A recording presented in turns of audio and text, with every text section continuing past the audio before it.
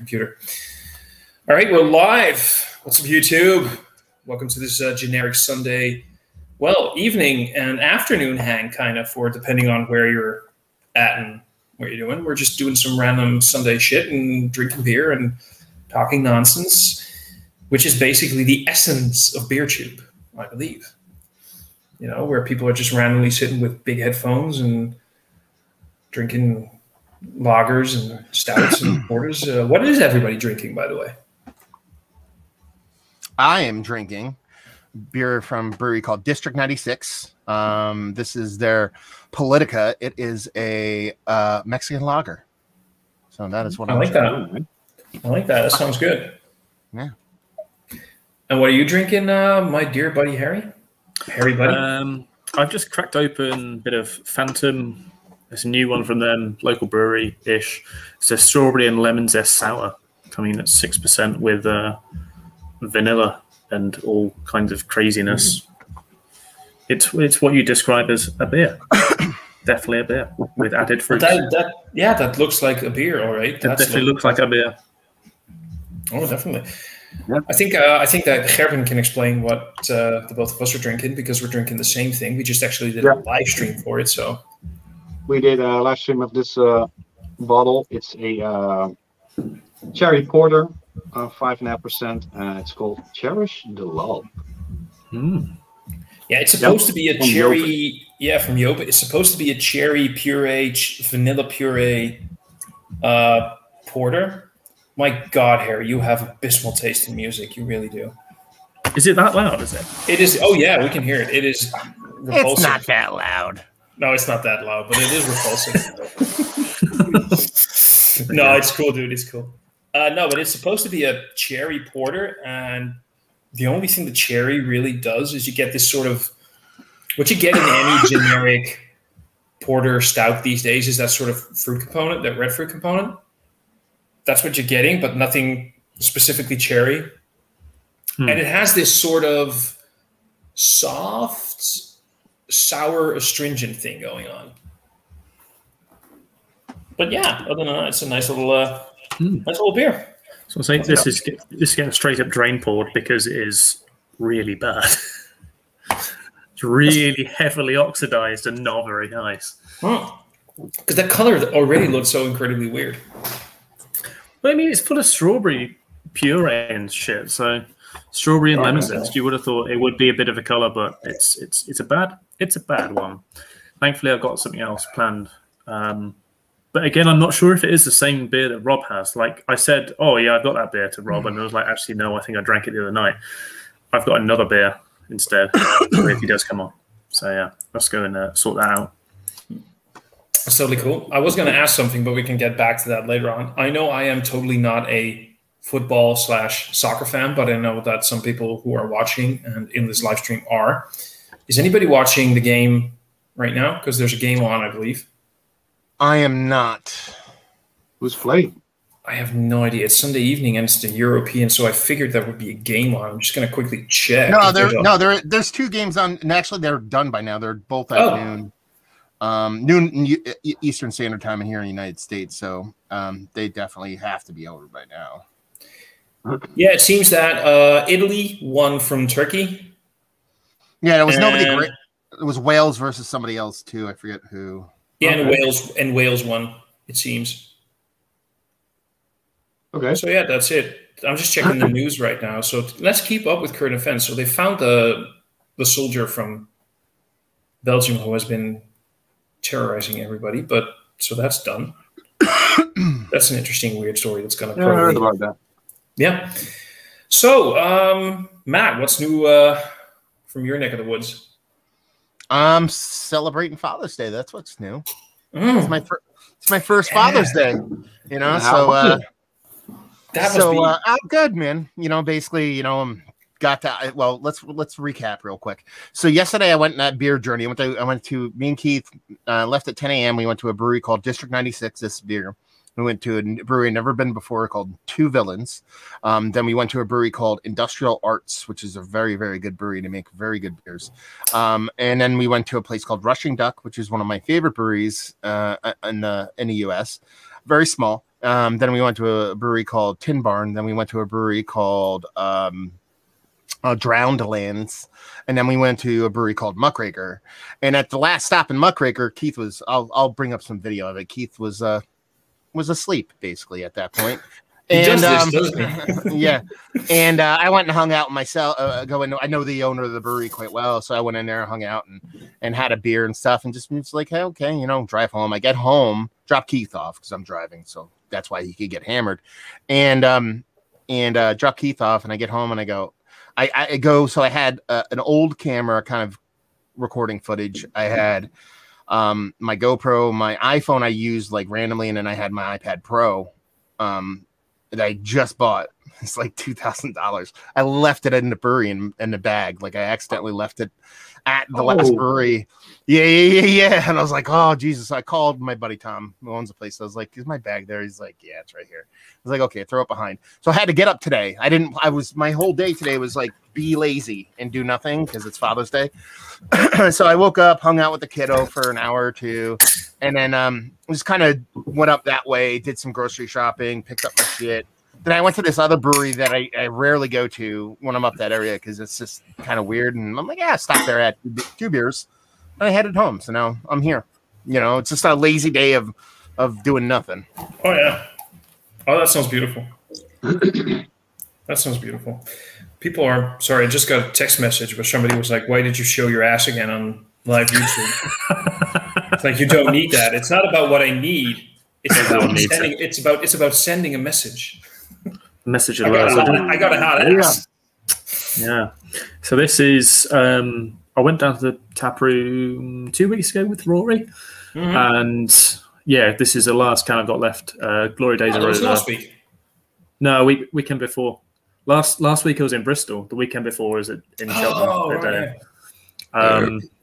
So yeah, Glory days are over. Double IPA, 8%. This double IPA is Ram Jam with our favorite lots of Simcoe and Idaho 7 for big time tropical fun things and a sprinkling of Enigma for seasoning.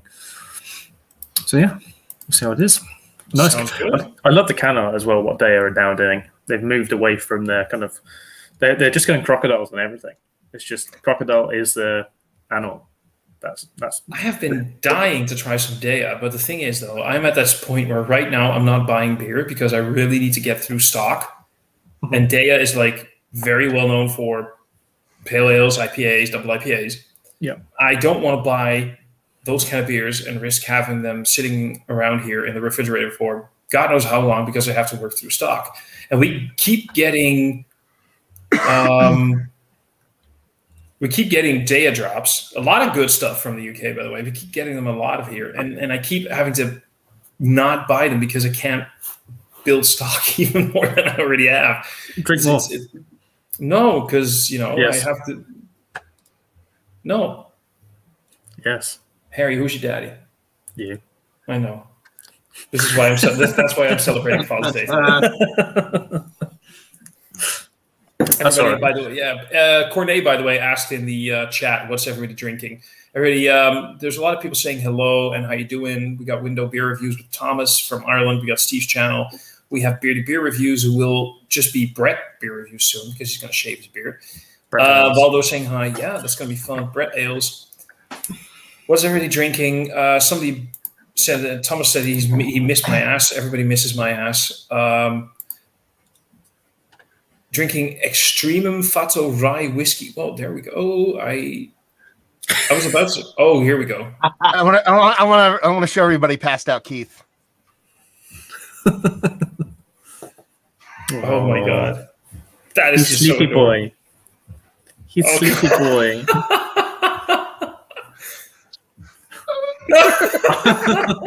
Hilarious. I love that. This is right now. This is. Real time on YouTube. This is going to be forever on YouTube. This is beautiful. No, but good on him. Sleepy. Like, yeah, well, very, very, very sleepy. Yeah. Keith is Keith deserved a day to hang out and relax and do all that kind of stuff. So that was kind of the impetus for me going on a trip was like, I wanted to go on a trip, but I was also like, Keith, I was like, let's go hang out. You're not driving. You could just hang out and just let loose and do all that kind of fun stuff. So I'm glad he came. I'm glad he had a good time. He needs it. He really needs it. Keith is the Eeyore of the group. He is, but he is also a treasure, and this dude is just. I think if Keith saw himself the way that we see him, he would be so happy. A sex man. Oh man, that Ron Jeremy mustache. Yeah. Thank you, by the way, Douglas. Thank you so much. It is as well. It is, though. It is true, because there's a lot more love and passion in that passed out Keith than there is in my ass. Oh my God. So Thomas, I looked for the 2000 the beer we talked about, I should say. Yeah. I don't want to spoil it. Yeah. I'll find one. I just didn't find one today. I actually looked and I found everyone like a year before that and 2 years after that, just not that one. So I'm like, God damn it. So just I'm like, so you know, I have 18, 19, and 20. But I just figured that 18. I'll find an 18. I'll find an 18. I figured that would be the nicest one. That's all I'm saying. I just got to look here and there. So I stopped at a couple different places today. It was weird. I found all kinds of I didn't buy much, but I found a bunch of weird little things because I stopped at a bunch of places I'd never stop at. So it was kind of fun. But do tell. Yeah, it was just I got Horace barrel aged ales in this brewery called Timber Ales. They did a collaboration with the fucking what's his name? What's that guy? He used to be funny, but he's not funny anymore. Don't Drink Beers. So they did a collaboration with Don't Drink Beers. Okay. It's the Barley Wine is Life beer. So I grabbed that. But I found a bunch of old stuff. Like Sean has been asking me try to track down some old 1050s. And I found so many old 1050s today, just not the one. It was weird. I was finding earlier and later and aged, just not the year that I needed. So it was just it was weird. I walked in this bottle shop. I've never seen this in a bottle shop before. But they had a nice selection of beers.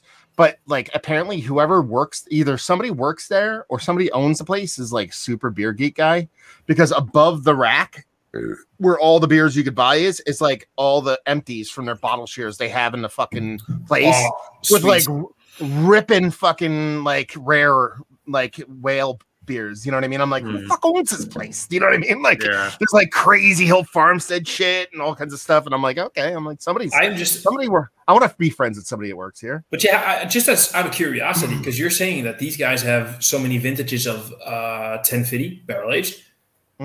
Wait, you were talking about not non-barrel aged. No. Oh well, even if it's non-barrel, is it that common to be able to find so many vintages of 1050? Oh yeah, in the US. 1050 is the Merriam-Webster dictionary of a shelf turd. That shit just fucking you don't know because they don't tell you what the date is. You have to look at the bottom of the can. So you don't know. You could roll it over and you'd be like, "Oh, this is 2021." Dude, I've been hey, 1050. I'm "Oh, that's 10 years old." You know what I mean? It's like that. Yeah, it's like that. It's because it's Oscar Blues, which is one of the kind of pioneers when it came. Nobody canned beers before Oscar Blues, as far as craft went. Obviously, you had some macro breweries do that kind of stuff.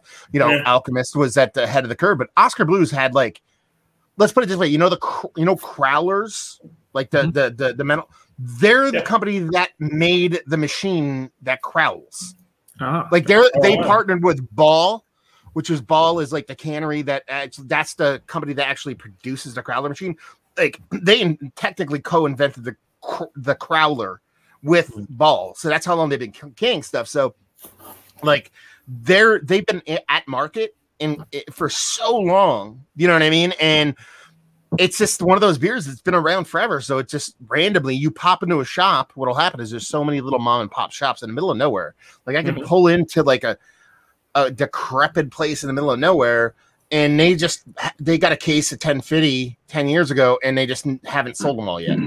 You know what I mean? Like that's how they roll, because it's like all the beer is Busch and Miller and Coors, and they have a couple craft selections that no one will ever buy.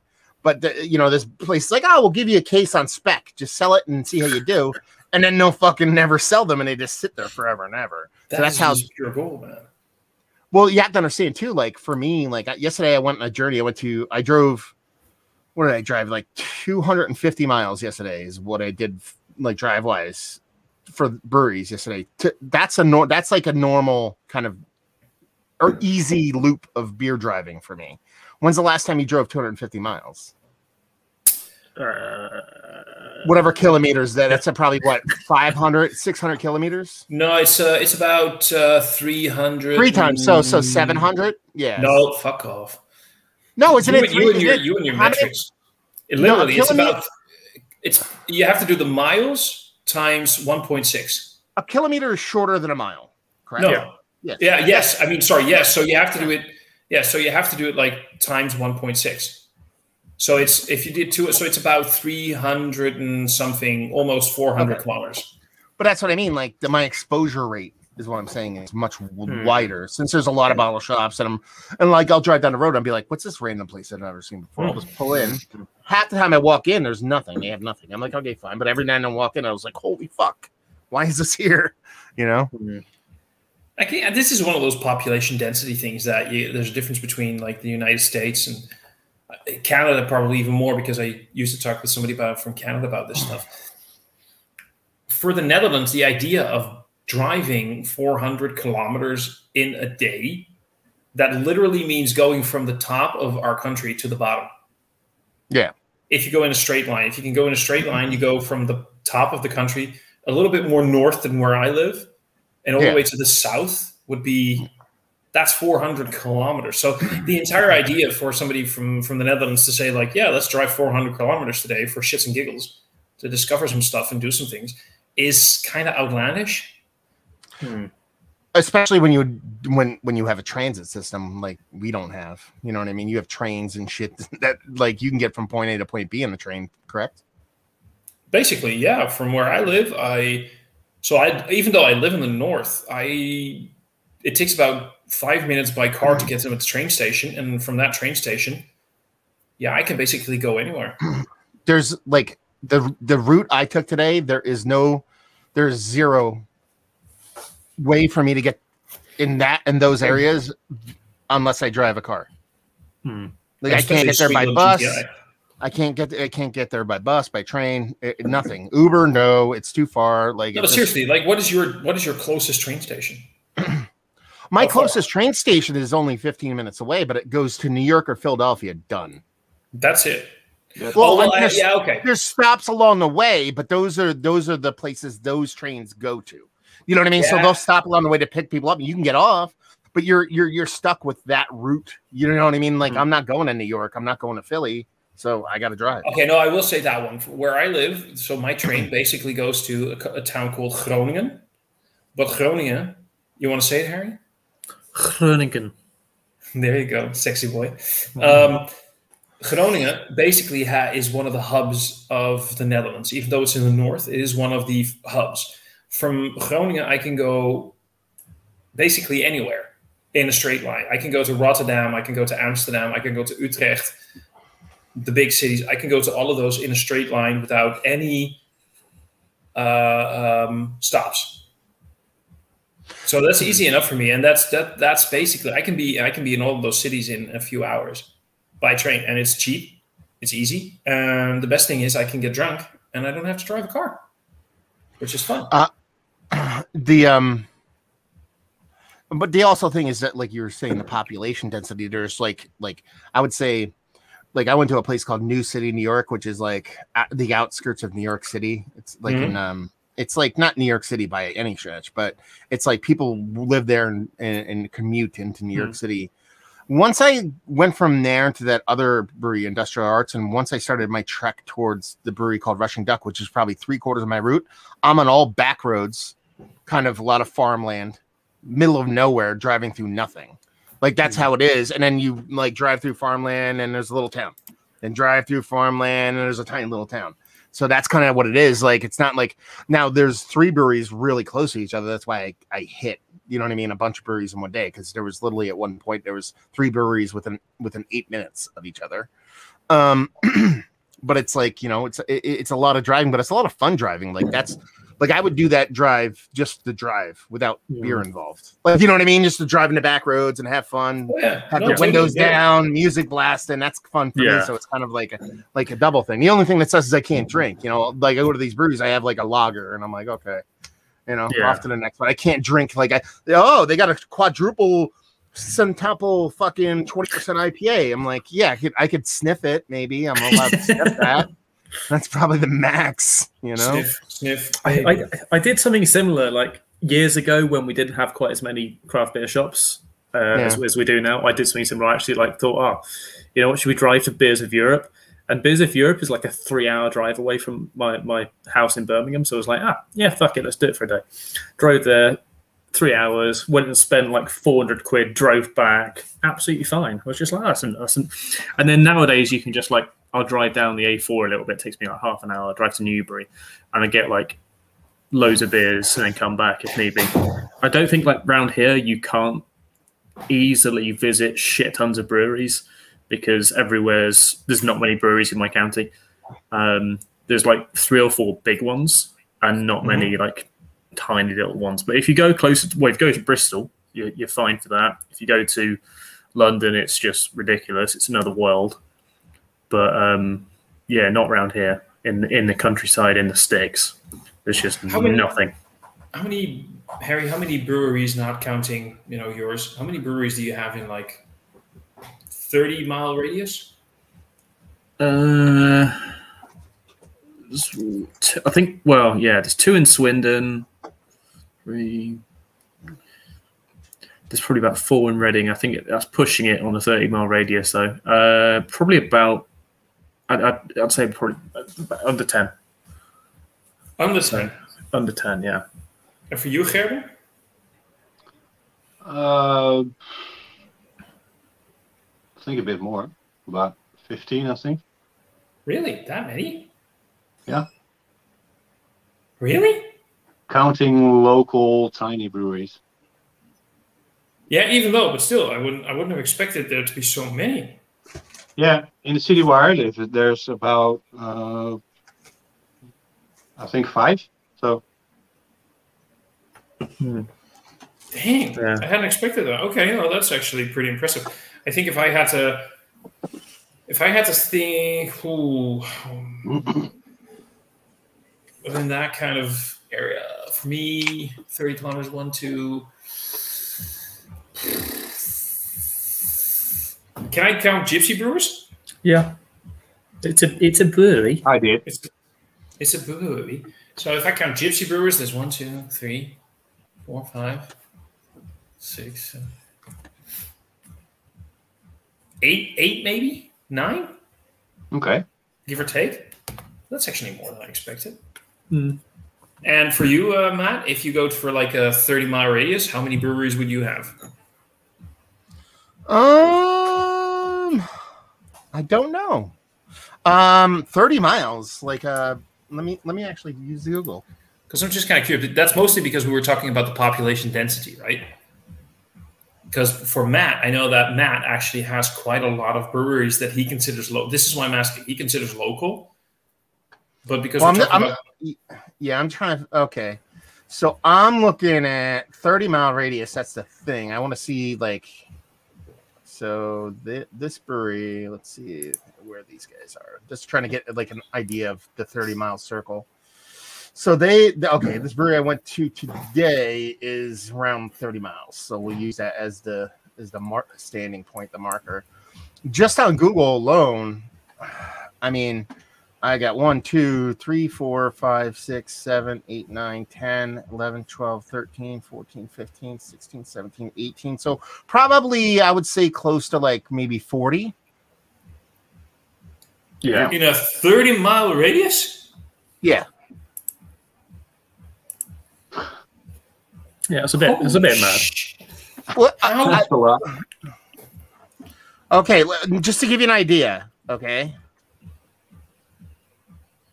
just to give you context of what I'm saying, I live in the most populated state in the United States, as far as population density goes. But to give you just an idea of what, to put it in context, I am 60 miles away from other half. So I'm very, very close to New York. Like that's like going into Manhattan, crossing over Manhattan, and going into Brooklyn. You know what I mean? So you're talking about a 30-mile radius. I can get to the border of New York in 30 minutes. If I really push it, you know what I mean? So when you talk about like where I am, I'm like the outskirts of New York, the outskirts of Philadelphia, you know what I mean? Allentown, like there's a bunch of towns and there's a lot of stuff in between. So, you know, a lot of these are mom and pop places that are like, they don't can, they don't do anything. And, you know, maybe they serve some food. That's it. It's not like big breweries or anything like that. No, I guess it's just probably because, I guess this is because I'm not from your neck of the woods, and I have this weird image that because you say you're close to New York, but I also know how rural you live with the farm. Yeah, that's sort of that. Both of those images are so hard to connect, even though I live basically less than 20 miles. I live basically 15, 18 miles from Groningen, which is a pretty big city, and I live in a city myself that it is technically a city.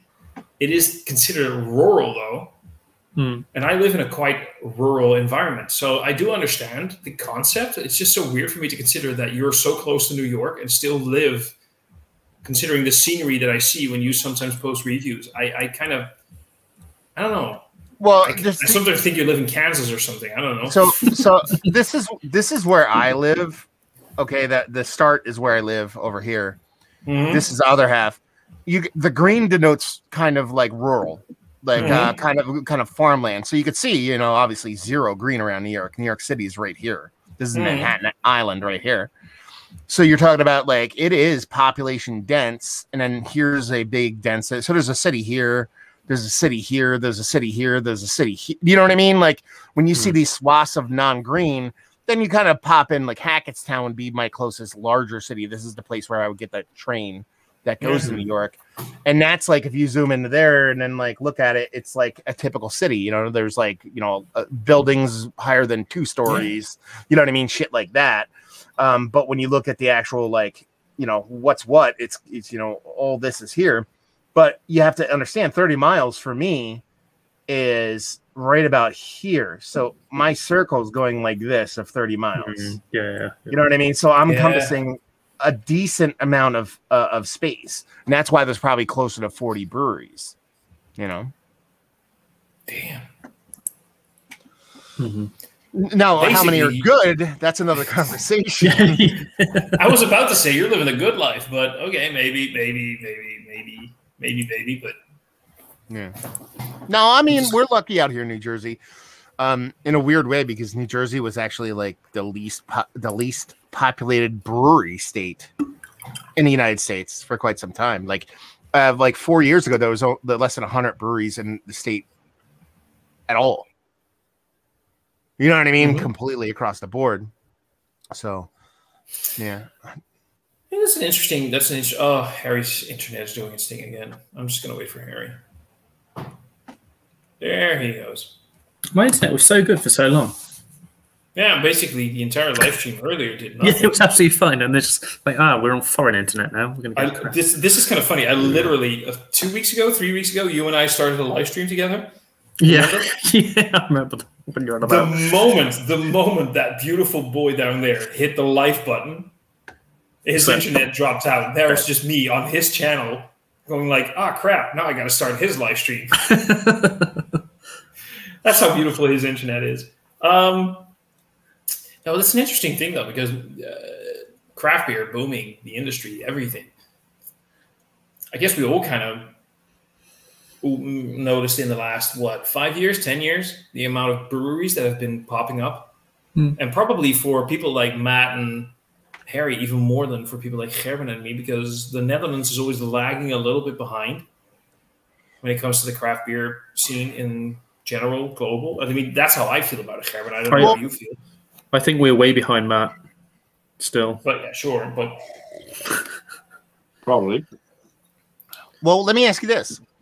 yeah, Like the thing for us too out here is that most breweries, well, there's a lot of breweries that are in populated areas. For me, a lot of the breweries purposely open outside of the populace.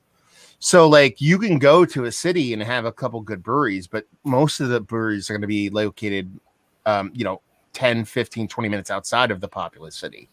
Like it's not like everybody's like, let's open in the city, so we're busy. You're like, well, let's open outside the city because it's cheaper to rent, it's cheaper to own, it's cheaper to produce, and people will come to us. That's how the United States kind of works when it comes to breweries. Okay, put it this way: there's a brewery called Torch and Crown that opened to the public a couple months ago. It is the only brewery in Manhattan proper. Like prior to them, there's not been a brewery in New York City. That's mad. really. Until they're the first brewery like to open Manhattan. Manhattan's New York City. Like that's like Yeah, I get that. Well, a lot of people think New York City, think Brooklyn, all that. No, New York City, like Manhattan proper. They're the first real brewery. There's like little like mom and pop like weirdo breweries that have been in the past, but up until like the 50s or 60s, since then, they're the first brewery to open in Manhattan. That's mad. Yeah, That is that kind of, because even though I understand what you just said about owning property versus renting property and all the costs of building a brewery and all the legislation that you have to go through to be able to make alcohol in certain areas of any kind of populated area. There's all this stuff that legislation and everything. You'd think that in an area like Manhattan, that kind of boggles the mind. That's kind of really... When you realize that a space large enough to accommodate a brewery in Manhattan is probably a couple $100,000 a month in rent.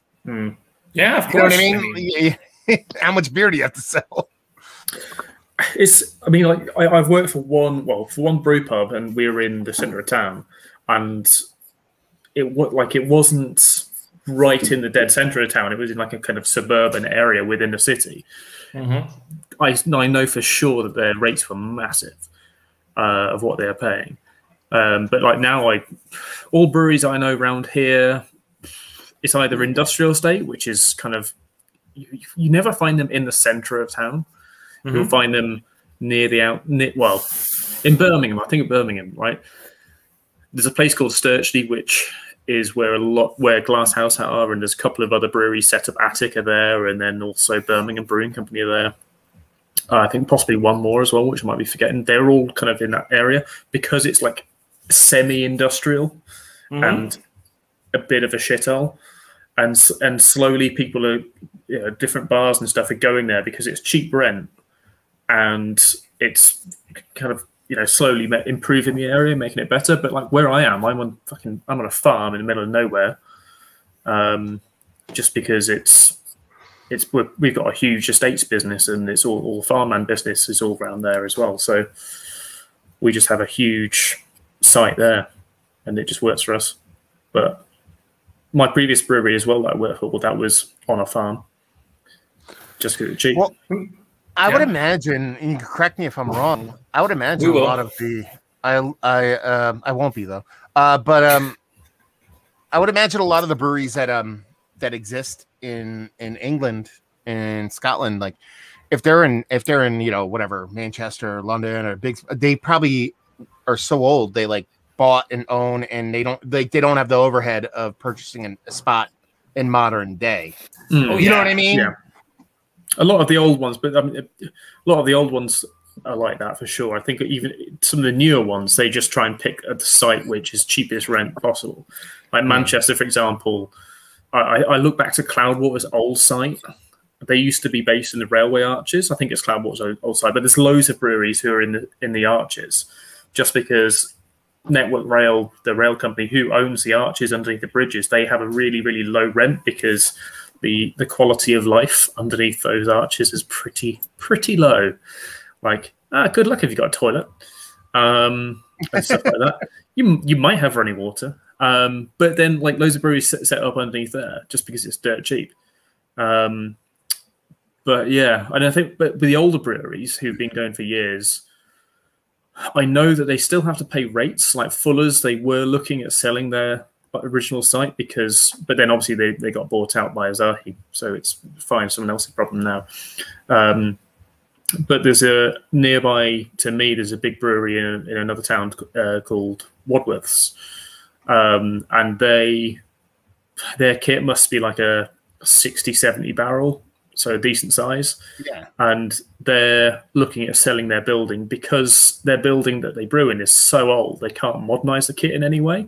They can't move any new kit into it. So they're like, oh, we want to sell the kit so we can actually move to another site, which is cheaper, like just an industrial estate instead, which is cheaper, more out of town, and then they'll turn their building into flats. So I think slowly over time, we're seeing a lot of breweries move into more kind of industrial unit kind of things. Mm-hmm. But yeah. Well, I think that's basically a good point. Matt, Okay, sorry, Matt just left out. I thought Harry died, and I was like, no, I think that's me. No. I think this is something that people. I work for a big chain of stores here in the Netherlands, but I work for a franchisor. So one of the big pluses that we have is that the entire building where the store is located is all owned. This is a property that is owned. It is there. Yeah. This is one of those things that really works with in terms of overhead. And this is one of the first things that a lot of new breweries. Wait, let me flip that back a little bit. So there's this buddy of mine. I talk to him a lot. I do need to talk to him because he promised he would drop off a few new beers. So he's a brewery, but he's a gypsy brewery. He's a gypsy brewer. So he goes to this other brewery very locally, and that's where he brews. And he's been thinking and talking about the possibilities of starting his own actual brewery. And he says, of all the things, that is the most difficult thing to do is not just the finances of finding a place where you can brew. It's also the legislation. Like, what's the word for it? Where the city council says that what is okay to happen in a certain area of a town. So you can get like licensing. City planning or something where if you're like, I want to build a brewery there, but the city could say, no, we don't want a brewery there. We don't. In the States, we call that an ordinance. I think that's the word. Yeah, where the council says, yeah, it's very fun that you want to build a brewery there. It's an ordinance combined with zoning. Zoning, you know what I mean? Basically they deem an area that they're like, okay, this area can only be residential, or and they do that a lot with a lot of different things. But if they don't want something in that particular area, they'd be like, hey, we're going to zone it non-commercial, so you can't open up in that area. Yeah, but that's the word. That's a good word. I forget the word. The zoning is the word for it. So that's the thing that a lot of people sometimes forget. And he's like, where he lives. Oh, hey man, we got some comments I really want to get into. By the way, sorry, by the way, Kevin, that you had to drop off, but I kind of understand why. Because it's a Sunday evening. And he has work in the morning. He's phone. He also is a Sunday evening, and he's phone. He's a phone man. Oh yeah. Just go to a buoy. Goes to buoy. Well, he actually went. He goes to buoys. No, the zoning thing is a big thing, and that's what one of the things is that he has to take into account. So I want to go to 3 comments. This is a nice one. Besides session ale. A best session ale besides IPA, in your opinion, I'm going to go for Grisette, which I always sort of consider like a session saison. Yeah, we don't really get Grisettes around here at all. We don't get them. We hardly ever get them, and every time I do see them, I'm like, holy shit, there we go. But I think a Grisette is, especially for the days that are up and coming in terms of temperature, I think that is one of the best session ales you can have. So fun fact, I drank a Grisette on draft today. Ooh, you son of a bitch. Yeah. For me, honestly, anything sub 4%.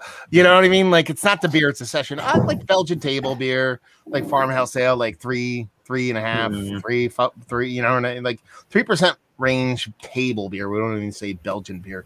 Like that's like, to me, that's perfect session. Like that's great. Even like session IPAs that are like proper, like this is a 4.5%, you know, hazy pale ale, you know, 4.5%. That to me, that's proper like session. So yeah. I agree. Yeah. Again, just say, besides best sessional, besides IPA, a pale ale. That'll be it. Just like a pale ale that's like 4%. That's it. Or Bud Light. There you go. No, come on. Don't be that guy. Miller High Life. I wish we could get it. Oh, you don't get that over there? It's so good, man. I don't remember having ever seen it. I've seen it before, but we don't get it anymore at all. But I will agree that those are some excellent choices. James is saying Sweden is king. You're Scottish, you bastard. He says, Thomas's shirt has fallen on it. I will show you my shirt because I love my shirt. Because, wait, can I do where do I do the thing with the... Don't take your clothes off. No, I'm not actually taking my shirt is over 9,000. There we go. Had to do that. Sweden or Scotland? Ooh. So we're going to get back to that one. Scotland, of course. James has a good one when it comes to the session ales. Helles. Yeah. Really? It's so good that he actually called a lager a good session ale? Yeah, because I agree. As long as it's smoked. Oh, I can't get into smoked. No. I can't do smoked lagers at all. Oh, I love them so much. No. Unfortunately, I'm have inferior to you all. I have a smoked. I could maybe I'll pull it out later as an ending of this live stream thing. Yeah, I've got this. Pull it out. I have a smoked Vienna lager in the refrigerator, and I've got 4 Schlenkerlas on stamp. I got the Märzen, I have the Helles, unfiltered, and I have the Fastenbier. I want to ask, you know, the Schlenkerla, like all of their beers, are they all smoked? Technically, no. No. The Schlenkerla Helles, they actually say they don't use smoked malt on it, but there's a smoke characteristic that they say is completely because the yeast from the brewery has existed for so long in the brewery that it has a smoke component to it. So I checked that website because I saw you saying that in a video the other day, Matt, and I checked the website from Schlenkerla, and they say that the smoke from their beers is all from smoked malts. Not the Helles, though. Not the Helles, and I'm telling you right now, if the Helles doesn't say that on their website, then they've changed it. I will look it up because I was looking at the generic information on their beers, not specifically per beer, but they were just generically. They say the website said our beers are all smoked because we kiln our own malts traditionally over open fire, and we are one of the 2 breweries here in this region from Bamberg, basically maybe even global, I don't know, who still have their own kiln. That's what the website said. So I was like, Taco, sorry. I knew what was happening. It's a woof woof. It's a woof woof. It's a bork nom nom. He's half asleep right now. He doesn't even know what's going on. He's like, what? And he's like, I'm asleep, Dad. Like, what are you doing? Kind of has a beer. I has a beers. Valdo, Rapid saying he would say that generally speaking, Swedish craft beer is better than Scottish. Okay, so the Swedish beers compared to the Scottish beers I've had, I would probably agree. But this is what Valdo's saying, except for Fierce. I have such a big sweet spot for Fierce. I love the stuff that they do. So I'm just saying. Paul is chiming in, you bastard, with the zoning ordinance. Yeah. Paul is my sexy toy. He's cute. He is so cute. In Italy, the best breweries are that they're not in the city center, but in the small villages or farms. In the city centers, they're a good brewery. If you understand about beer, you know where to buy. I think I know what he's saying. Harry, maybe you can chime in on this because he's saying Fierce, Overtone. Oh, I have had one bad beer from Overtone, but what I've had from Overtone so far was good. I have not had Fold City. I do have one of the beers on standby. Holy Goat, I don't know. And I have had one beer from New Barns, thanks to you. And that was one of the most amazing lagers I've had in the last few months. So big news with New Barns. If you've had any not overtones, any Don Zoco. So Don Zoco have decided to go up and use the New Barns kit that they've got. So Don Zoco have just moved all their production away, and they're just going to be brewing lagers with New Barns and sharing their brew kit there. So that's news that came out today. Vault City they just brew sours. They're all sours. Everything they do is just sour. So like they do a lot of fruited sours. They've done a couple of they have done a couple of imperial stouts, and they've just been a bit crazy. One of them, Jake did a review of it. It was so full of coconut that you couldn't actually pour the beer. It was that's like the one. The honey. No, wait. No, that was that's a different one. I got the honeycomb one. Sorry. Yeah, the honeycomb one's good. I've had all of the imperial stouts they've done pretty much, but then this one that Jake had, which I haven't had, you literally couldn't pour it. They said, "Can you shake the bowl like you would? You know, if you like ketchup or something, it's just stuck in the bowl. You have to whack it. You had to do that with this beer because it was so full of coconut." If you can ever find that one, please send it to me. Oh yeah. I think it's all gone. Like, no, but I'll believe you, but I need a review where because this is what I need a review where I can just go. Yeah. I need a review where I can do that. I think that's called Pornhub. Yeah, no, I'm dude. I was gonna leave this as a surprise. My channel is going live there soon. Okay, just give me a few more weeks to settle everything and set up the entire. I need to still connect my OnlyFans to the Pornhub thing, but sort of connected to YouTube where people can find it, but it needs to not be. You know what I mean? The sneaky thing. So I'm working on it. Holy Goat, I don't know very much about. They're like me neither. They've got 9 beers out, so that's why I haven't tried any of their stuff. But they're based in Dundee. That sounds Australian. Dundee. Dundee. It's not. It's in Scotland, weirdly enough. And Fierce again, like Fierce. I used to really enjoy their beers when they did 330s. And the problem is now they've done everything as 440s. I'm like, I don't need that much of a barrel-aged imperial stout every single fucking week. And their beers are, decently priced, but I don't know. Overtone, no. I found out about them like October last year, and then just like went nuts buying loads of them.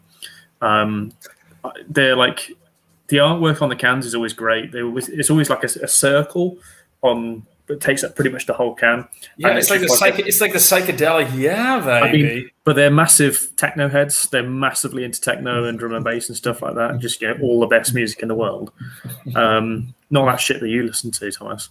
And yeah, that's it. Yeah, I'm Dutch and I don't listen to techno. Dude, we invented techno. Yeah, but you don't listen to it. No, because I actually have decent taste in music. Really? Yeah, I'm a singer in a band. Yeah, you don't need singers in bands when you listen to techno. Yeah, exactly. Yeah, that's what's better. But yeah, no, like Overton are really good. I can't think of. There's a brewery that Jim's missing out, I swear, and I can't think of it. Oh yeah, Brewdog. No, not them.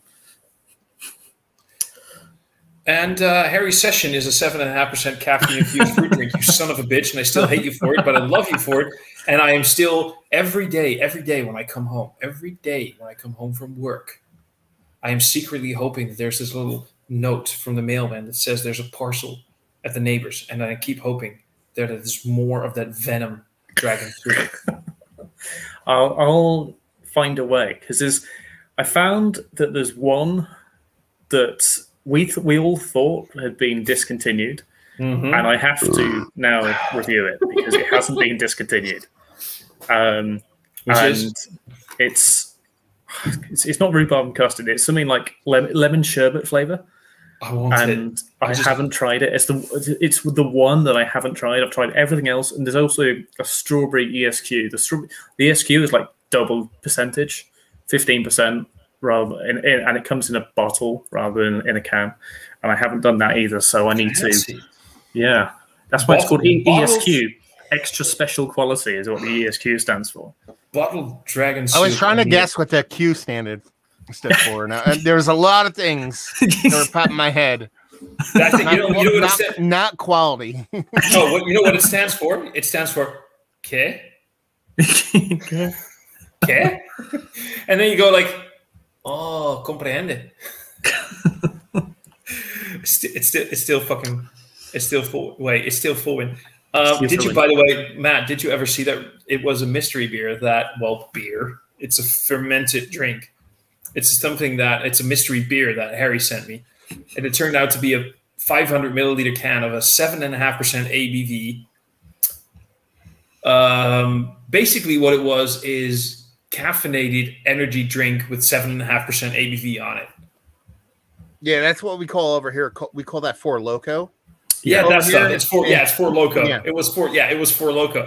I swear. What did you say? What did you say it was? Like a 5%, like a beer de garde, like maybe a French beer de garde. You're like, this is a French beer de garde. When I saw the color of that shit, I just knew I was gonna die. And the worst thing is, the first 2 sips, I hated it so much, and I finished it. I finished the whole damn 500 milliliter. Because it just kept me. And at some point, people called me out. They were like, "You're joking." I actually grabbed for my head from the sharp stabbing pain at some point, and it hurt. It was really painful, and I kept drinking it. That was not good stuff.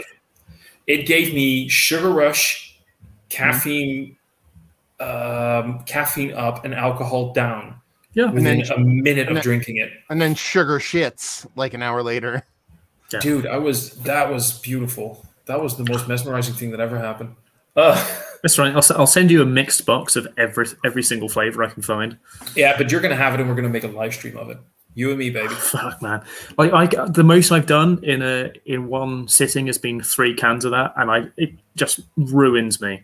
It really does. I find if I have it without having anything before, without having any other beers and stuff before it, I'm fine.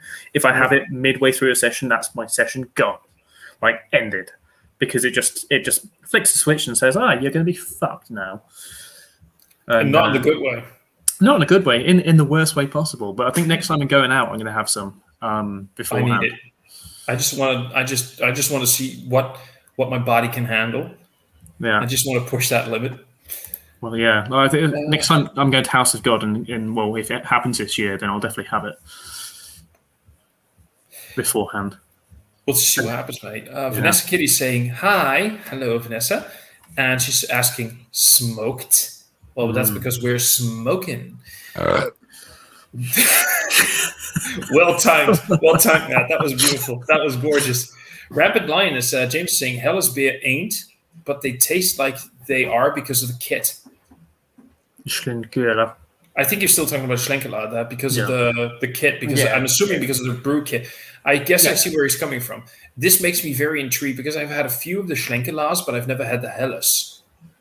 It's their best beer. It's like by far and away their best beer. Like I would be okay with like Schlenkerla or Helles coming out of my faucet instead of water. And if you shower with it, you would smell so beautiful. Oh, like soft bologna, man. Oh my God, can you imagine that? Like, oh, sexy. Yeah. The lagers have been a bit of smoke character that comes from the kit and the yeast. Yeah, that's the thing, though. That's what I was curious about, because I've been Googling it. And again, according to the website, they say it's because of the malts.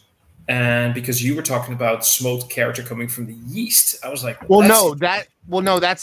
I'm saying what they basically their kind of thing, which is like the magical part of the brewery, was like it's almost impossible to impart smoke from yeast. But they've had this kind of mythological kind of thing going, be like, our yeast has lived in this brewery for so long. It has grown this yeast characteristic, and that's why our Helles has a smoky flavoring, as opposed to we brew everything in a fucking Polish kielbasa. Like they're lying to make the yeast sound fancy. You know what I mean? We're like, you don't have to do that, dude. It's a good beer. You brew it inside of a Polish Dutch oven of fatty smokiness. Like it's gonna smell like that regardless.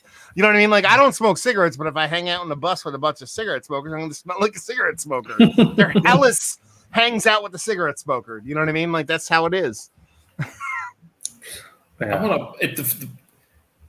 want one right now. I'm not gonna open one right now because I want to take my time really enjoying it. But I'm gonna definitely review that soon because that sounds perfect. You have the Helles, the Schlenkerla Helles? I have both the Helles and the unfiltered Helles right now. I have them, but they're not in the Oh, they're refrigerator. so good. Yeah, they're so good, dude. Like that's a session beer. We were talking about session beers earlier. That's a really good session crusher. What I'm planning on doing. Okay, you know what we're talking about, that other beer that you and I wanted to do. Yeah. If you can get both the Helles and the unfiltered Helles, we could do a review of like a side by side with the two of us together. I could definitely get the regular Helles. The unfiltered one is like, it got canned in August over here in the States. The last time it was canned was August of last year. It's still really good if I find it, but it's like few and far between to find. But I could probably find it. Okay, see what you can do. But by the way, I can only get them in bottles, just so you know. Yeah, the regular comes in bottle, and the unfiltered for me comes in cans. So. Okay. So for both of me coming anyway, if you can, that could be fun to do. If you can. Well, there you go. The reason why the unfiltered comes in cans over here is not because Schlenkerler bottles the regular Helles and then ships it here for sale. Yeah, and then you do the canning. Then they actually send a tanker of the unfiltered here, and then a company over here cans it in the States. So it's like that's why it's different. So. Which I still think is beautiful. That's just I don't know. That just it's just sending a tanker over that amount of like area is just ridiculous. We'll send it just in a huge tanker. Well, the importer that does that is a place called Be United, and they actually own their own brewery attached to their distribution thing called OEC, and they import. They've been doing little stubby cans of Harvest Ale, JW Lee's Harvest Ale, and 8-ounce cans because they're getting tankers of it over here, and then they'll put these little 8-ounce cans of Harvest Ale together, and it's fucking awesome. So the reason I found out about that Be United was because I was looking at some old Fuller's vintage ales yesterday, and they were like, also Be United did some like collab with them like fucking years ago. I'm like, what?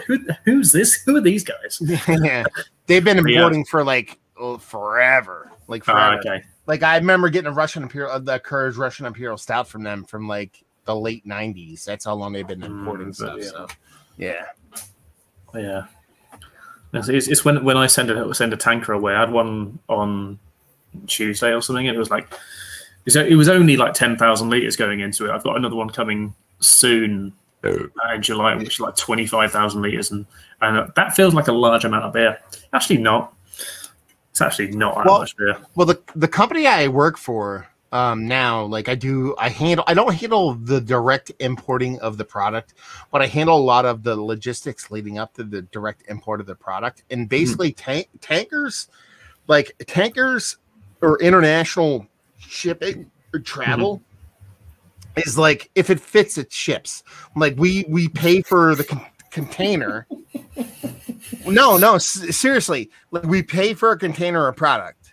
Yeah, we do. When it ships, it's not like we're paying for all these things we're getting cost shipping. We said, okay, it's going to cost this much for us to get a container we get it from China. It's like a container from China to us costs this much. Whatever you can get in that motherfucker, you can get in. It doesn't matter. So what I'm assuming is they have a tanker that probably fits perfectly in a container, and they're just like, okay, boom. And it's probably more economical for them to do it that way. Because once you think about the lost space of packaging and cans and all those kind of things, like you think like a tanker might cost more, but you're like, no, it's like you're just getting more liquid.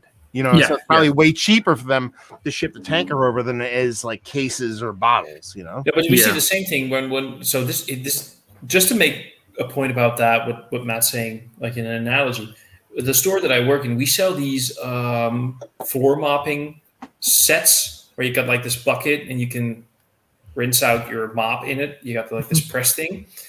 The handle, which is usually like about 4.5 feet long, it comes in parts. So you have to assemble the handle in parts. You have to click it together. Why? So it's very compact in this one box. So you can put more of those boxes. Goodbye, Harry. So you can put more of these boxes into one container. Harry. Hi, Harry. You can put more of these boxes into one container. So they actually are aware of the fact that this handle that you have to assemble yourself, which comes in 3 or 4 parts, is fragile. But they give a warranty, and then they can send you a new handle because it's still cheap to send that as well. But that way, if they put the handle in like one long handle that is like 4 or 5 feet long, they can put less in that one shipping container.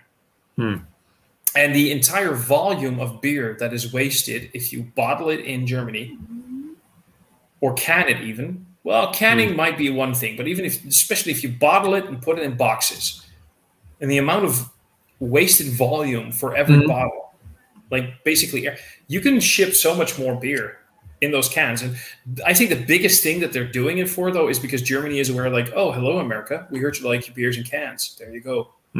Can. Yeah. Big can with I don't know how many thousands of liters, and have at it. It's another funny thing I find is when we always obviously have a bit of wastage when we send our beers via tanker, because I just send it as like raw beer, like done. It's just fermented. I don't even need to filter it or anything, because the company who we send it to, they filter it all for us and sort it out properly. And so the maximum size tanker that we can get from them is 147 barrel, which is a fucking weird size. And it's a weird size because it's the maximum weight you can take on the road. So it's like, oh, we're gonna send you like 30 of this, 30 of that, 30 of another, 30 of another. And then I think in fact last time I sent them 60 barrel of something, 10,000 liters of something, 10,000 liters of something else, and then like 27 barrel, which is like, well, just shy about 8,000 liters of something else, and it's purely because of weight limit. And but then that's when it's like, man, when it's in a container, you don't fucking care what the weight is of the container. If it's heavy, it's heavy. It's fine. It's volume. It's not weight. It's volume. It's all about the volume. I've only ever at work, I've only ever had to fill 2 containers, and it's when they're on the back of the lorry, and it's shit to do because we don't have like a loading bay. So what we have to do is like chuck like a pump truck in with like 2 men into the back of the container, and then we're just wheeling these pallets around in the back. And then when it gets to the last ones, that's when it's really dodgy because you just got no room to work in. Dude, my company, same thing. We're so busy. Sometimes we can't have we don't have like a loading dock level thing to where you have to have people just in like those containers we get there. It's not palletized. So it's just like, we just have people fucking hand chucking stuff and it's a red hot nightmare. You know what I mean? But you got to do what you got to fucking do. Yeah. Oh my god, no, we were doing in Australia box, and they had like, I think they had 17 pallets of gin and whatever it was of vodka, and we were just chucking it on the back. We're like, it'd just be easier if we just fit this all in by hand and didn't put it on pallets. Wouldn't it be great? Yeah, we would not be allowed to do that. We would fit it way more tightly as well if we could get more stuff in there, but they would like, no, it needs to be palletized. Cool. It's so fucking dated. When you see these videos of people in China just putting a forklift on a forklift and loading that in, you are not allowed to do that here at all. Matt, you do it though. Maybe you're not allowed, but you do it. Yeah, well, you can't. I've seen a lot of interesting videos where they've got like, don't confirm anything online.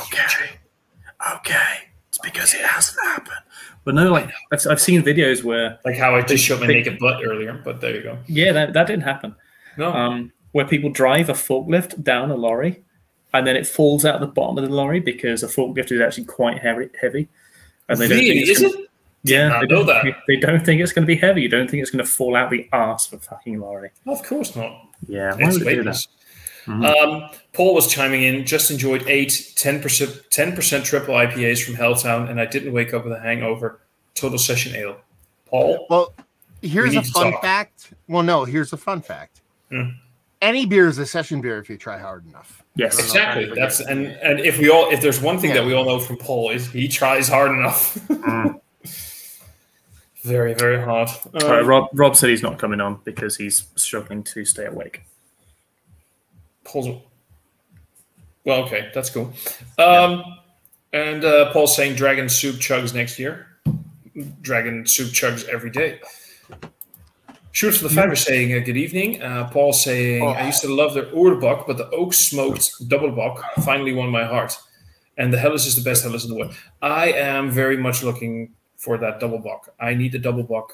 I want the double bock. I want all the bock. For anybody that wants to watch the most best shit show in the history of shit shows, Keith and I decided to do a 9-year vertical of this smoked double bock. You guys did about less than a year ago, and we got too deep, and we're like, yeah, this is a bad decision. Why? But we did it. We still did it. Good boys. Yeah. Science. Got to do it for science. It's got to be done for science. When last weekend when we did Marble, we did 2 of their barley wines, like back to back. It was like the 19 and the 20. We had the 20 first, and I was like, this is. I thought, you know what? Let's go with something fresher first, so then we know how it should taste originally, and then go for a 19 and how it could taste. So I was like, 1 or 2 sips of the 20. I was like, God, this is fucking awful. It was just so sweet and really, really boozy. And then I thought, okay, the 19, if we have that, it's going to be. But no, it's worse. It was way worse. It was so sugary. I find your thought process of new to old to be weird. Like that's like the person that does like the toilet paper roll, like the weird direction. Like I default old. It's old to new, man. Isn't that standard? It's like, come on. Yeah, I think it was more kind of me wanting to get rid of them, and I wasn't. To be honest, those 2 barley wines, I wasn't overly interested in doing them. But when I have done like a vertical before, I did the vertical of the Orval and did it 14 to 18, and that was good. Like doing it in that range. I'm flexing because George said Happy First Father's Day, man. So I had to flex on that one. Yeah, but in the meantime, by the way, Sjoerd is flexing towards you. All right then. Man, like Black Albert is my favorite Black Albert. I'm so pissed I don't have it anymore. So I used to have it. Oh no, I do. What am I talking about? I thought I got rid of it. So this is like Black Albert's one of my favorite beers of all time. And I got a mislabeled one. You actually have to turn it upside down. Oh my god, that's beautiful. You know what I mean? Like everything's upside down. Like it's like whoever put the labels on is like, hey, we're good. No, it's completely. They probably had a few Black Alberts before they labeled it. But the best part about it is, do you know what? Does anybody out there know why Black Albert exists? I'm sure you do, but enlighten us, Matt. It's actually was a beer that was brewed from Struce for a restaurant in Maine. Like that's why Black Albert exists. Like they brewed it. So there's a place called Ebenezer's Pub in Maine that is like one of the like meccas of beer in the United States. And the reason why Black Albert exists, it actually listed on the label if you read it. I don't know if it's like that over there, but in the States, there's a whole story about how like the reason why this beer exists is because that Ebenezer's Pub in Maine, like there was such a beacon of good beer for like Belgian beer, Netherlands beer, like European beer, that they brewed this beer specifically, and it was only available at that place in Maine for several, I would assume several years. They said for a period of time, and they ended up bottling it, stuff like that. So yeah, technically it's an American beer. There you go. I don't remember reading that on the bottle. I do know that in the last few years with some newer vintages, Struise has had some, I don't know, some issues with sour notes in some beers. Yeah. Jesus! I just thought, like, what the hell is going on with Harry? But he's just. But that's like old beer game. You know what I mean? It just to give you an idea here. So here is what it actually says in the bottle. It says early in April 2007, we were honored by invitation from Chris Lively to attend the Ebenezer's Pub 3rd annual Belgian Beer Festival. As tribute to Chris, we decided to create a special brew for this event. Developing a new ale is always a challenge for the brewer, especially if one is talking about a new beer style Belgian Royal Stout. This ale comes with a bitterness of 100 IBU, 160 EBC of color, and full-bodied Belgian character, and the Struce signature. Although all these extreme values, still a powerful, elegant, and well-balanced Belgian Royal Stout. Enjoy this ale while listening to the Belgian hymn, the Bannekock. Yeah, I don't think any of that information is on the Dutch. Yeah, if you read it here, it actually says on here, it says, product of Belgium, brewed and crafted by Struce Brewers for Ebenezer's Pub, Lovell, Maine. I'm kind of. So I need to get it. I need to get some Black Albert. It's been a while since I've had some. So, but that's why the beer exists. Like that's the funny thing. I've never seen anybody overseas. No. I've never seen anybody overseas talk about it, and I'm like, wait a minute, maybe they just only put that label on for over here. They probably did, because for us, that's basically, people are going to think, who to the fuck to the where to the what now? Yeah, it's started appearing over here recently as well. That. Black Albert again. Oh yeah, it pops up. Well, for me, it's easy to pop up. It pops up basically twice a year or so. I actually still have a Struise. I just realized I have the what's it called? The one with the Blue Monks, the label. Blue Monk. It's called Blue Monk. No, it's not called Blue Monk. I'm gonna go to my. No, it's not called Blue Monk. Give me a second. Blue Monk. It was Blue Monk brewed with Blue Monk from Buffalo, right? Not the one that I meant. Give me a second, because there's Blue. Let me just go to my inventory, and I have So the one that I meant is, this is the only Struise I still have in stock. It's the Saint Amatus. Saint Amatus. It's the Belgian quad. Maybe you guys call it Blue Monk. Well, no, there's another beer. I think it was Struce. They did a second collab with a beer called Blue Monk. With there was a brewery or a bottle shop in Buffalo, New York called Blue Monk. God, it's a guy that's like the kind of like beer guy in Buffalo, New York. This is the one that I have in stock. Okay. This is the one that I have in stock. It's the Saint Amatus. It's the Oostvleteren 2013. It's brewed in 2013. It was bottled basically, give or take a few days, literally 5 years ago in 2016. So it was barrel aged for between 2 and 3 years. This is the one that I still have in stock, the Saint Amatus. And I say Blue Monk because the label, if you can check the label, can you see the label? No, you can't really see the label. So anyway, the label is like bluish and it has monks on it. That's why I went like Blue Monk, but it's not called blue. I know it's different. But that's the one that I still have in stock. It's a 2000. So the only reason it says 2013 vintage, and that's what I kind of appreciate from Struise, is they label their beers when they were brewed. The vintage, not when they were basically bottled. So, yeah, that's a different one. This is the beer I'm talking about. It's a Struce brewery. Yeah. And it's there's a guy named Mike out of Buffalo, who's like been like a really like big kind of like importer of Belgian beers over the years and stuff like that. And he did he had a bar, a tap room, and Joe from the Beer Patrol, if he ever watches this, he'll know about it. It's one of the favorite spots. It used to be called Blue Monk, so Struce did a collab with him. But this beer hasn't been made in years. I mean, see, people still reviewing it, but I kind of really good beer. I kind of think if I look at that label, I have a sneaking suspicion that it's the same beer but with a different name. That's what I'm saying. Maybe. Yeah. Because when I look at the label has. It's different, but it has the same, that sort of glass window thing that you just saw on that label. Yeah. So maybe this is one of those international things that Struise does. I don't know. Last Black Albert 2019 was sour. This one's really nice. And Waldo was saying that he had the St. Amatus 2013 yesterday. It was a bit disappointing. There we go. Well, I'm probably going to review it somewhere this week. That link I just put in the private chat, Thomas, that's what's on sale here. And you can click on it. You can see the back of the bottle. And so you can see what they actually write on. Back of the bottle? Oh, the back of the bottle.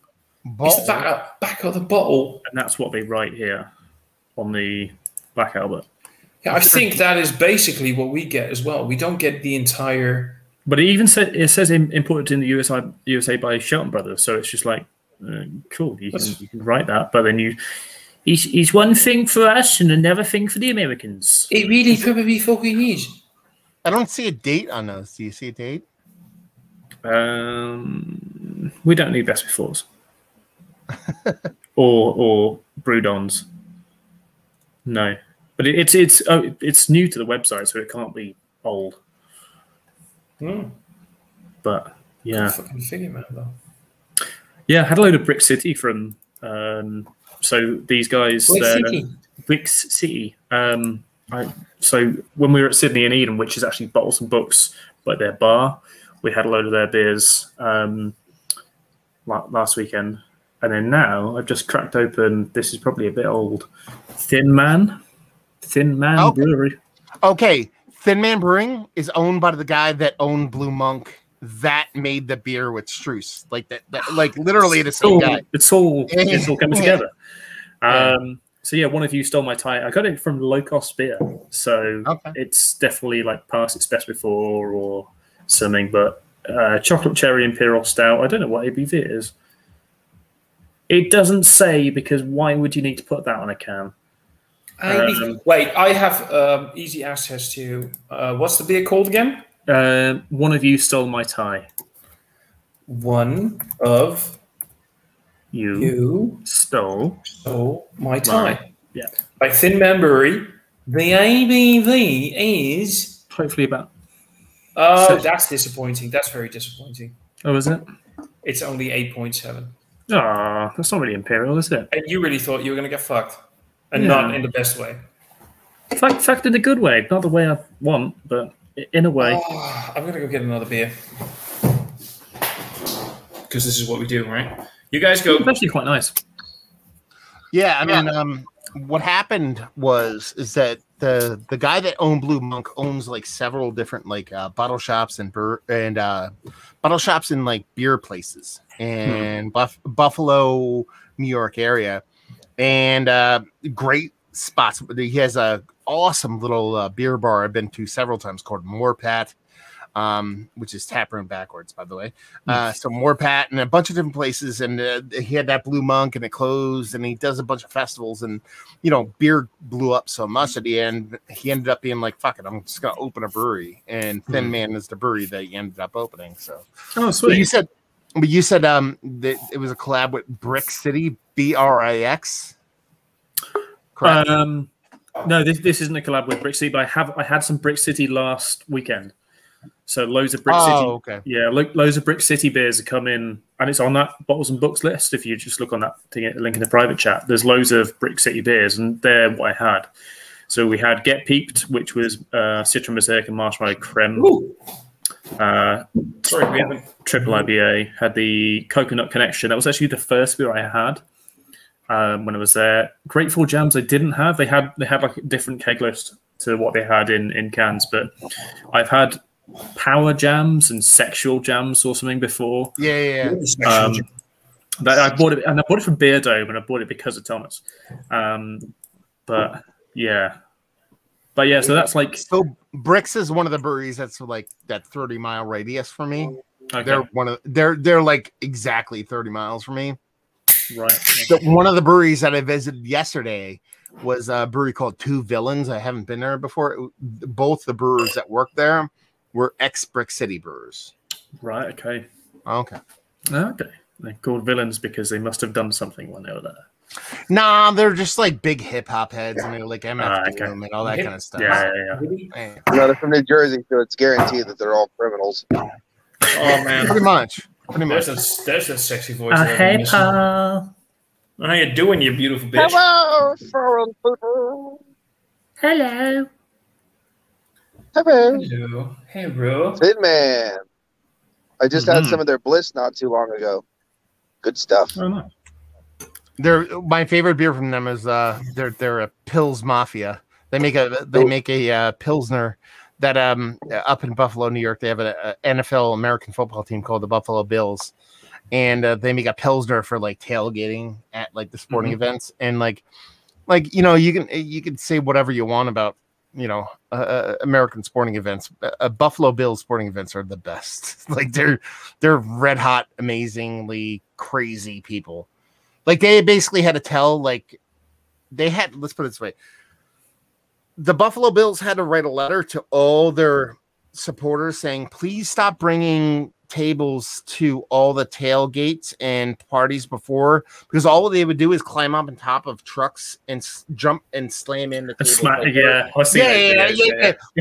That's all they do is they're like too many broken like it's not even like they were like too many people are getting hurt. They're like, there's too many broken tables for us to collect and fix and throw away. Like, yeah, you guys, the guy power bombed his girlfriend through one of them.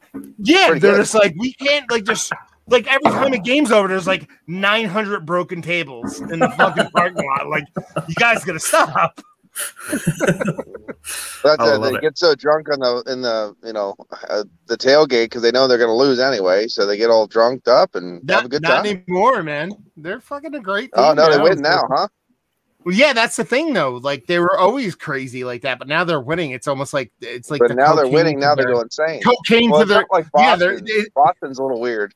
If they lose, they riot and destroy the place, or if they win, they riot and they destroy the place. It's one of those. Yeah, like Boston's a lot like you, Paul. Is like when things are going really well, they just think things are going to go worse and get sad. Yeah, that's me. Nailed it. Is, isn't it? How do you like that, Gary? Now we're talking about sports, real sports with people with feet. Real sports, and I don't understand. I don't understand any of it. You guys are gonna love You guys are just quickly It's like rugby, but like with pads. And also, like, weak sports. It's a lot longer in your life. Yeah, but that's the thing, though. They invented a sports, and they were like, now we got to make it, compatible to. Well, it's like rugby without pads, but like 9 billion more people watch. Yeah, I think it's like rugby, except you can get rich playing it. It's like that. Yeah, there you go. Yeah. There you go. I'm just, by the way, very quickly loving the fact that there's a typo on this can, and this is exactly the kind of beer that Paul would go like, I agree with this though. So translating everything, it's a spelt beer. It's gluten-free. I just got this from somebody. Misspelled beer. Misspelled beer. So the thing is, it's all about blah, blah, blah, blah, blah. It's exclusively using noble hops. It's under yeast. So low for fermentation, everything, and it's low in ABV. And then you go like ingredients. It's barley, spelt, water, hops, yeast. ABV 10.5%. Yes. ABV. Yes. Yeah. Yes. I think somebody fucked up because I checked this on Untapped. I think it's 4.5. Somebody made a little bit of a typo somewhere. It's low in ABV. ABV 10.5. That's the first thing. The first person I thought of when I read that was like, this is Paul's beer. Yes, that is a low ABV beer for me. Yeah. Yeah, it's crisp. It's lemony. It's like lemonade almost. It's like sweet lemonade, citrusy. It's like a bit grainy and everything, and it's low ABV, 10.5%. There we go. That happened on a beer for a brew by Dig Brew. They swapped the labels around on the cans, so they were canning two different beers. One of them was an imperial stout, one was a lager, and they got them mixed up. Oh dear, what a shame. Oh, what's this dark lager? Oh, it's no. Oh, this is the best lager I've ever had in my life. Why is this lager dark? Why is this imperial stout light and yellow?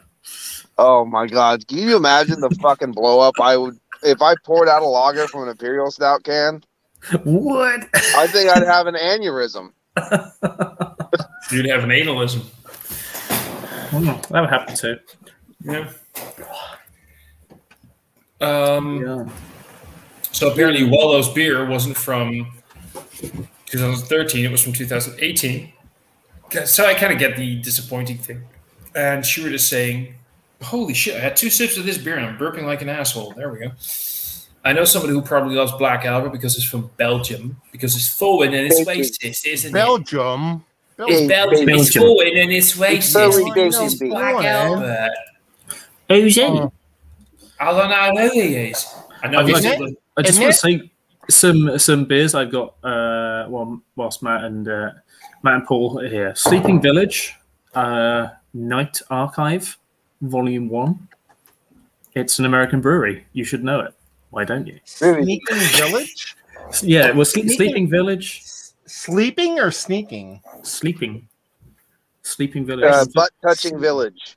Yeah, it sounds like a sexual euphemism. Like I gave them the Sleeping Village and they never called me again. Yeah. Is that like a Dutch oven? Yeah, like yeah. It's like the loving uncle. The other one is Wicked Weed, of course, everyone knows, but they're old-fashioned. Yeah. Budweiser old-fashioned. Budweiser old-fashioned, yeah, happy days. Belching Beaver, Barrel Aged Viva La Beaver.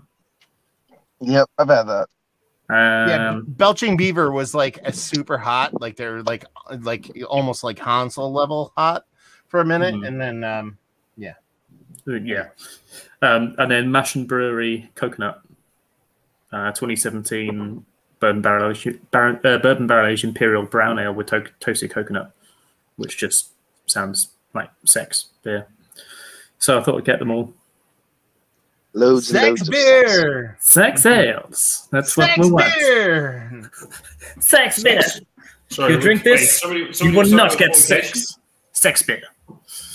Too sexy for my car. But that's from that site. I put in the link because in the private chat, because that's a relatively local bottle shop to me. I say it's a local yokel. It's a local bottle shop. They're based an hour away from me. And they're not foreign. They're not foreign. We're not allowed to buy from foreign websites because they're in different countries. And we're not allowed to buy from them because we're a different continent. Yeah, but you're a different cunt, aren't you? I am. Separated by water. We're separated by water. And lots of dinghies. Prepare yourself, Thomas. Next year, Swindon Dragon Soup Chugs. Oh, that's going to be epic. Oh, Paul, I've been saying this to so many people all the time, continuously, and it's getting old, but still. Paul, I have a question for you. Do you know what the inside of a Viagra looks like? No. No? So you're one of those guys. You're one of those guys that needs a whole one, huh? Yep. I was gonna say, I was like, my dick hasn't worked in about 3 years, so I need about like 6 of them. Oh damn! Yeah. You ruined my joke, dude. I hate you. I know. I ruin everything.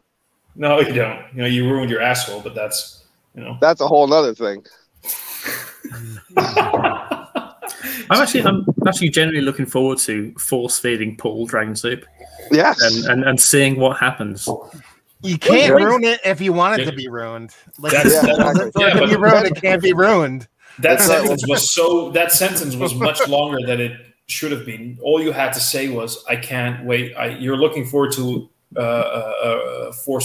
enjoying Paul. I want Paul to. I stumbled over that sentence. He's going to be like a little bit of foie gras for me. I'm just going to get a pipe, shove it down his throat, and pour Dragon Soup in. Do not need to taste it. And then eat his liver. Yeah. Yep.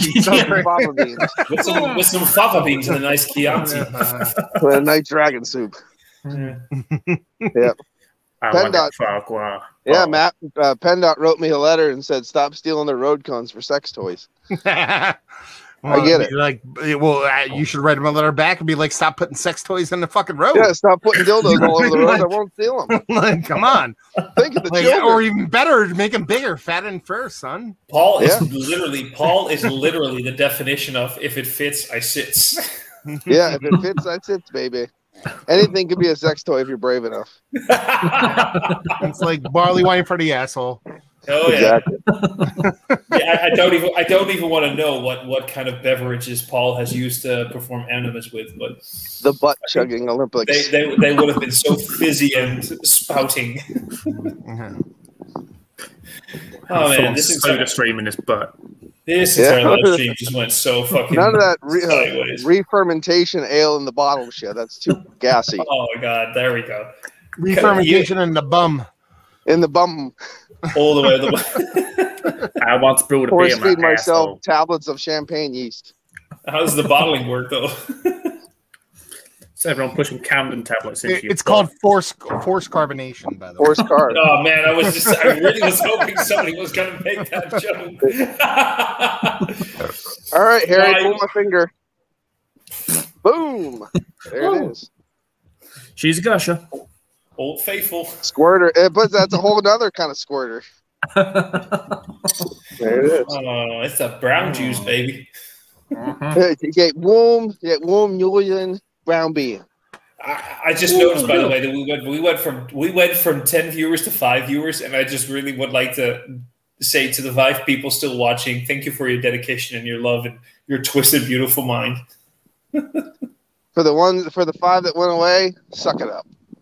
There you go. Now you want them to suck it up. Suck it up. Suck up my brown beer. Oh, okay. Oh, I really love you, Gossip Brown. Oh, dear God in heaven. I'm gonna let you go so you can get your viewers back. I'll talk to you guys later.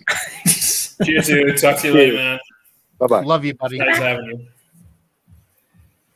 I'm probably not gonna stay on for very much longer because for me it's 11 p.m. and I have. No, I'm balancing because I'm gonna go hang out with my boy and my wife. So Yeah, dude, you totally should because for you it is nearing dinner time, I guess.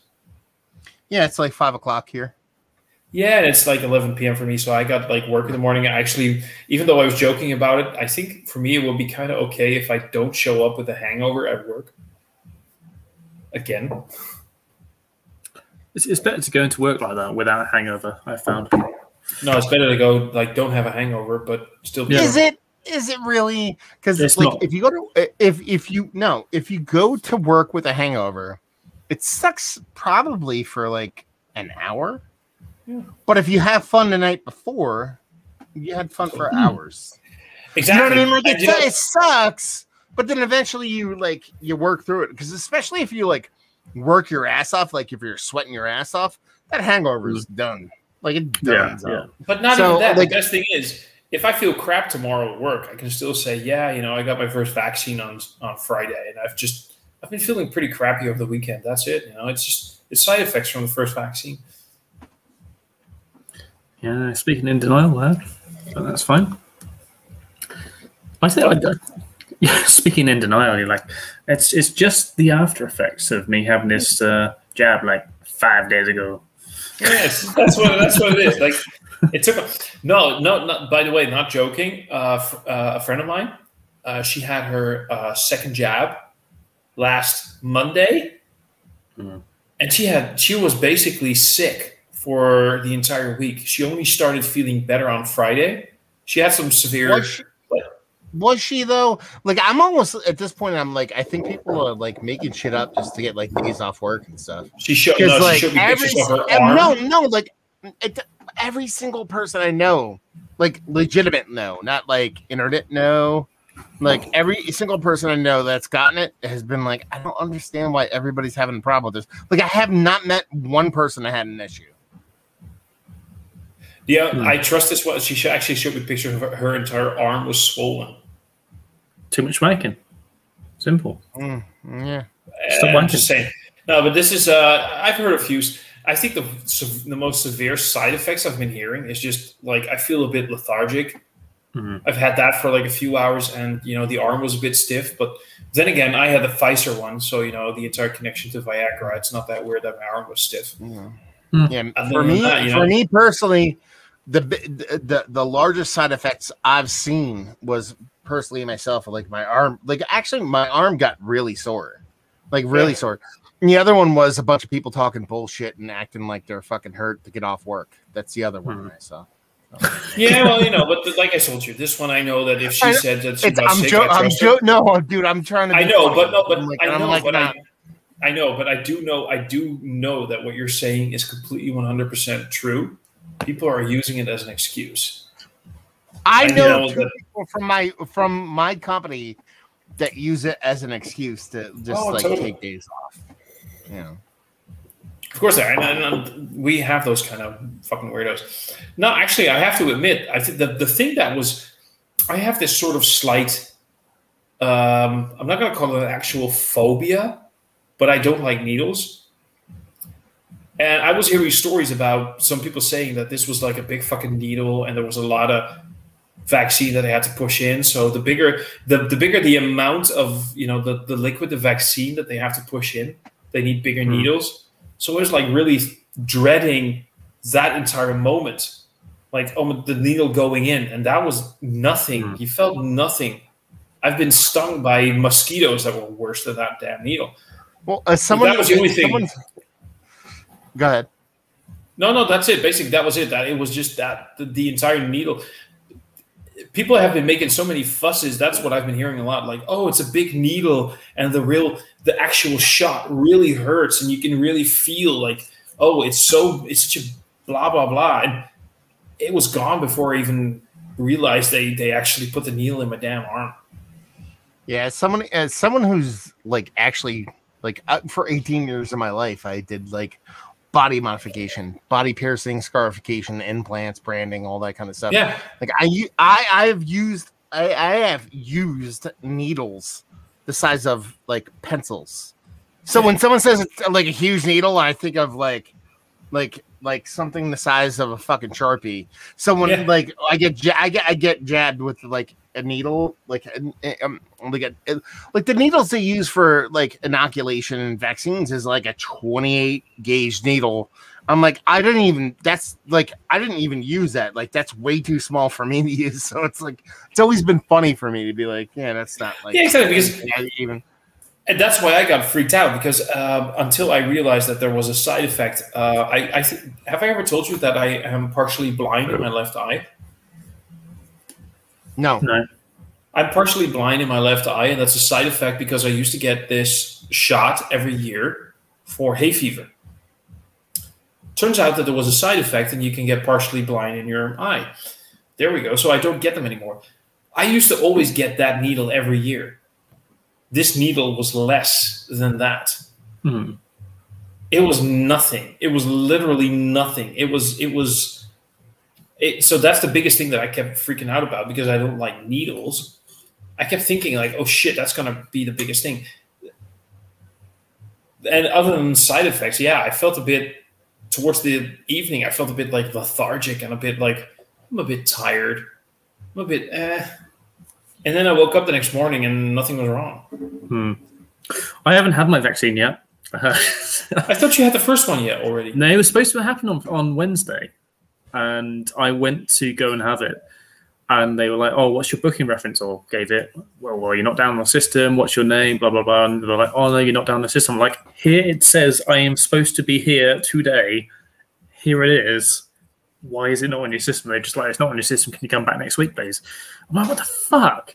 So I've got to go back on Wednesday again, same sort of time as what I was on before, and go back to the same place. But it's so annoying because it's like 25, 30-minute drive away. Whereas all of my friends around here have got it done locally, but it's just because they've bumped up the amount of people who are doing it, getting vaccines locally, that I have to go further away. And I'm like, oh, thank God I can drive.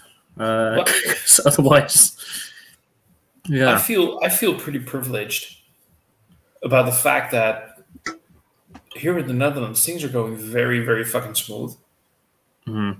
They asked me to not be there on too early. That's what they said with us as well. Yeah, they were like, don't arrive 5 minutes before, like 5 minutes before your appointment. I have to leave, gentlemen.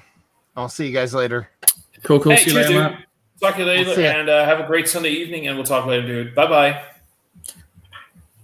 We'll just finish up this little convo, and we'll end up the live stream. No, but I was there a little bit too early. By the time I actually got my jab, that was 5 minutes before I was supposed to be there. Yeah. And it was all like, yeah, cool. I figured I had to show the email, and I had this. So I got an email with a barcode that they can scan and whatever. They never even asked for my name. I just said I have an appointment. So I showed them the letter. They were like, go to that cubicle. I went to the cubicle. They never asked for my name. They just said, "Do you have your ID?" So I put down the letter that I had, the questionnaire letter, not even the letter with the info, just the questionnaire. And I showed them my ID. They processed my ID, and they just jabbed me. That was it. Like, there you go. And put it. They never asked about left arm, right arm. Here's the thing, though: are you left-handed or right-handed? I'm right-handed, so they'll put it in my left arm. Yeah. Well, they might not ask. Make sure you ask them. Put it in my left arm. Yeah. Yeah. And that was it. I sat down. I had the jab. I told them I got a bit of a kneel thing, and they were like, "Just calm down." I was like, and by the time I went like the breathing in, I felt this thing like, what was that? And I waited for a few seconds, and the woman next to me was moving, and I was like, "Was that it?" "Yeah, I'm done." "Oh, that's it. That's all. That's it. That's it." All I'm expecting is something kind of like when I had MMR jab when I was young. I had quite a lot of injections and stuff when I was quite young because I was quite ill when I was young. But I'm expecting just something like the MMR, my arm to go numb afterwards for like a day. That'd be fine. Still be able to use it, but be a bit numb, and then back to normal again. It's not even all. Well, here's the thing. There's two things. How do you react to the needle? Because some people are more prone to, bruises and stuff. And who's jabbing you? Because if they jab in the right place, they have to do it. Yeah, but if they jab, here's the thing though. I've seen nurses taking, like, when they have to take blood, when they have to draw blood for testing. Yeah. I have seen people that were so bruised because the nurse or the brother, male, female, nurse always implies that it's always a woman. I'm just saying, whoever did it, the person who took the blood, just were not qualified enough, if you ask me. Yeah, and they had to do several attempts. So you get this big bruise. If you know what you're doing, it's so simple. Yeah, yeah. The reason that you just get your flesh is not supposed to be punctured. It literally is not built to be punctured. So if it gets punctured with even the tiniest needle, you will get a little bit of a reaction. And for some people, it's just mild. What I noticed, I was sitting outside in one of those garden chairs. I wanted to push myself out, and I had a little bit of like a sensation. Ooh, it's a bit sensitive. That's it, and it felt a little bit numb. And maybe you are one of those people that will have like a very, very numb, sore arm for 24 hours. Okay, that's it. But that just depends on your own body, your own physique. And that's it. Yeah, I'm not worried about it at all. I don't care. I used to give blood loads of times. So I would always say, as a result of that, don't use my right arm because having to give blood constantly from the same place. You don't want them to choose your right arm because you want to be able to wag. Basically, yeah. Just that. I just want to see on the other side. I'm using the photos of your butt, and I can just use that. Oh, come on. You have to admit, though, I saw that shot. I got a pretty nice ass. Well, yeah, it's a butt. No, but it's not even all that bad. That was actually I saw that. And I was like, damn. Damn, I'd hit that. No, I realized I didn't realize I was that peachy. Well, and if that's what you think. Nah, seriously. Hey, dude, thanks for hanging out. It was fun. Be good.